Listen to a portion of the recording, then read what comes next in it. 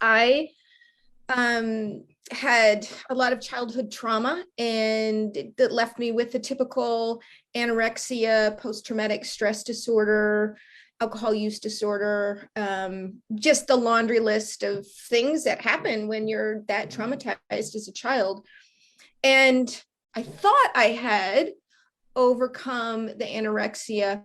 I think I switched from starving myself to the healthier, being really focused on what I was putting in my body, and just got a ton of exercise. I was a raft guide. I used to lead outward bound canoe experiences. I've run a marathon. I've trekked Nepal. I mean, just really love the outdoors and being fit.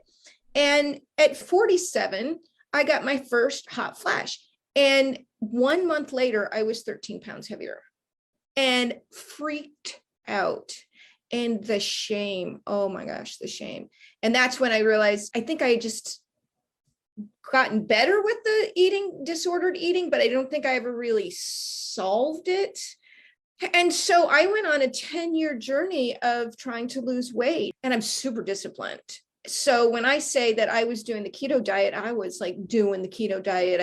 I would quit drinking, no more than 20 grams of carbs, no sugar, no this, no that. And I was getting back to my very disordered, restrictive eating again. And my cycle was I would do something like keto and I would lose 5 pounds, and then the weight loss would just stall. And then I would do the what the hell and surrender. And then I was up now 8 pounds instead of just 5. So I ended up putting on 25 pounds, starting with the 13 and moving my way up to the 25. And I had tried Noom, and I had been writing down every single morsel that went in my mouth and counting calories. And oh my God, the effort I put into this, and it just nothing, absolutely nothing. And so I bumbled upon Ginny, and my fear was it was going to be another deal where nothing worked. And honest to goodness, like I ran a marathon and did not lose an ounce. I was drinking a bottle of wine a night. Do the math, that's 600 to 800 calories a day. I stopped drinking. I did not lose an ounce. And so I just started to believe it was impossible for my body to release this weight. And Jenny and I spent a lot of time in the beginning talking about that. I was so afraid if it didn't work, I was even going to be worse off. And I was absolutely paralyzed making the choice. But I took the leap and immediately started losing weight. And that was helpful, because I don't know how it would have turned out if that hadn't happened. I think I would have been further paralyzed. And it always gives me a giggle when Ginny talks about people worrying about giving up something, because I'm like, oh my God, I got to eat so many more things. I got fruit back in my diet. I got grains back in my diet. I got so much more in my diet because I had just eliminated just about everything in this effort to be thin again. And like I said, the shame.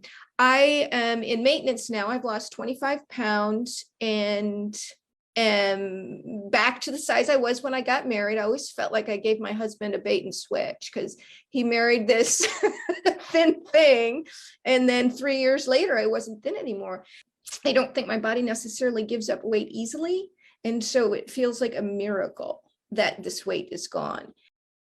I don't think I realized how much shame I was carrying until I started to lose the weight.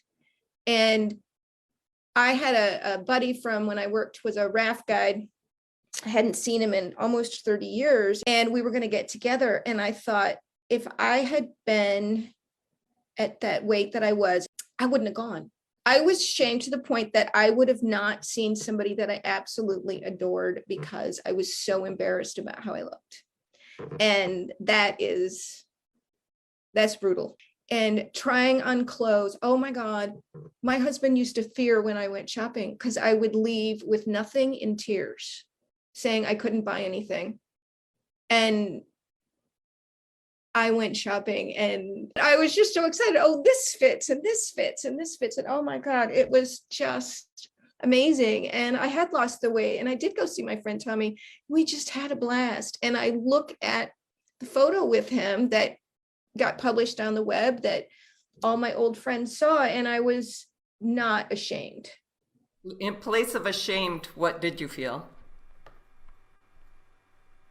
Self-confidence and pride. Mm-hmm. Yeah. Yeah.